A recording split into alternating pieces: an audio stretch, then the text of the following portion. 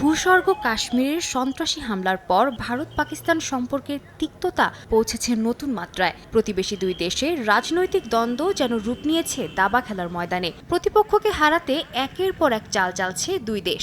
তবে একটি ভুল পদক্ষেপে তাসের ঘরের মতো ভেঙে পড়তে পারে দুই দেশের যৎ সামান্য কূটনৈতিক সম্পর্কটুকুও, এমন শঙ্কায় প্রকাশ করেছেন ভারতীয় রাজনৈতিক বিশ্লেষক এস.ডি. মুনি।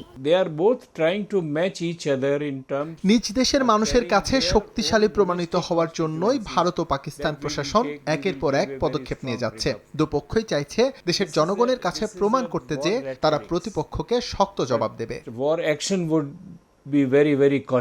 এর মধ্যেই নিজেদের শক্ত অবস্থান প্রমাণ করতে বিভিন্ন পদক্ষেপ নিয়েছে নয়াদিল্লি ও ইসলামাবাদ। সীমান্তে গোলাগুলির পাশাপাশি একদিকে পাকিস্তান নিজেদের আকাশসীমা ভারতের জন্য বন্ধ করে দিয়েছে, অপরদিকে 1960 সালে সিন্ধু নদীর পানি বন্টন চুক্তি প্রত্যাহার করে নিয়েছে ভারত। সামাজিক যোগাযোগ মাধ্যমেও চলছে পাল্টাপাল্টি দোষারোপের প্রতিযোগিতা, যেখানে যোগ দিয়েছে সাধারণ নাগরিকরাও।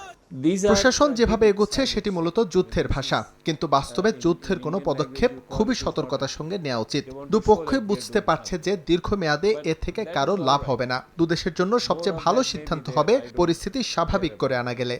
তবে দুটি দেশই নিজেদের শক্তিশালী প্রমাণ করতে ছোটখাটো হামলা চালানোর সম্ভাবনা থাকলেও বড় ধরনের যুদ্ধের দিকে কেউই এগোতে চাইবে না বলে ধারণা করছেন বিশ্লেষকরা। বিশেষ করে পাকিস্তানে পানির অভাব তীব্র হতে শুরু করলে দেশটি থেকে প্রতিশোধমূলক পদক্ষেপের আশঙ্কা করছে ভারত। এর উপর ভিত্তি করে পাল্টা পদক্ষেপ কি হতে যাচ্ছে সে বিষয়ে সিদ্ধান্ত নেবে মোদী প্রশাসন। তবে যুদ্ধে জড়ানোর মতো সিদ্ধান্ত শুধুমাত্র বোকামির বহিঃপ্রকাশ হবে বলে মনে করছেন মুনি।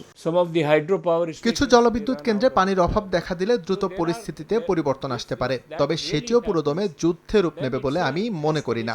অবশ্য যে দেশই যুদ্ধের সূচনা করুক না কেন, তা তাদের বোকামির পরিচয় ছাড়া আর কিছুই না। এ অবস্থায় কাশ্মীর বিষয়ে দুই দেশ বড় আকারের সংঘাতে না জড়াক, এমনটাই আশা বিশ্লেষকদের। সাদিয়া তাসনিম, সময় সংবাদ।